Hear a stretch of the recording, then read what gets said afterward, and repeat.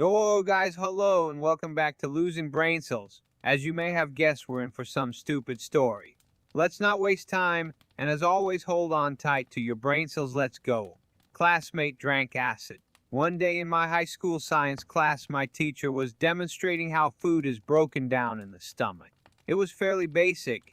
He had a clear beaker of hydrochloric acid into which he dropped some pieces of fruit that slowly began to break down. The teacher explained that although the acid was quite strong, the stomach's lining stopped it from harming us. One of the students was the type that often did stupid things to gain attention.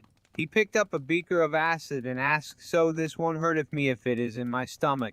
The teacher said theoretically. The student asked, "Then I can drink this?" The teacher replied, "Only if you are completely stupid."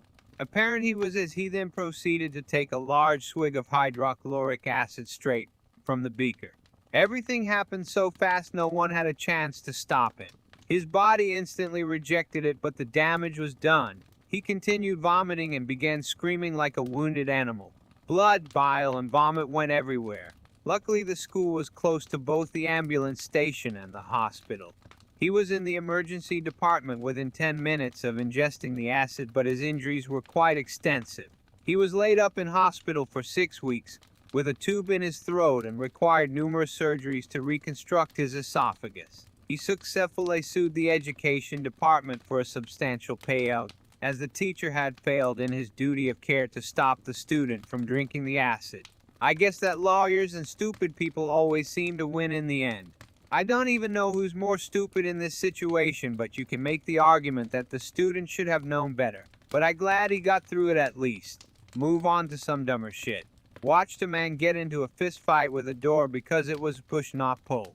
Watched a man at the bar I was working the other night get into a continuously escalated argument with our patio door.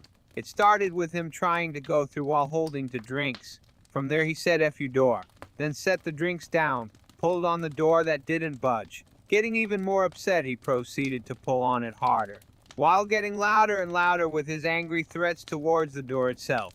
At this point, everyone is looking in fascination at the short, angry, drunk man cussing out the door that says in large red letters, "Push." I want to say something and help him out, but he had already started kicking the door and calling it by the name of his ex-girlfriend.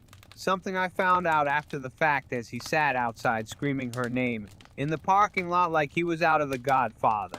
Yeah, that was some low IQ stuff, but he was in a bar. So I assume he was drunk, so can you really blame the guy? But I would not guess that he is the sharpest tool sober either. So far we have heard some stupid stuff, but not really some brain cell losing stuff. Let's hope I still can say this after the last story. I work as a substitute middle school teacher. At the beginning of each day, the kids listen to the announcements.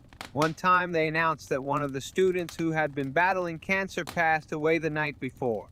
So me, being the great guy I am, give the students 5 minutes of time to sit quietly and reflect. Then I decide to lighten the mood by calling attendance, so I use a bizarre inflection to entertain the students. Called out Tyler, no response.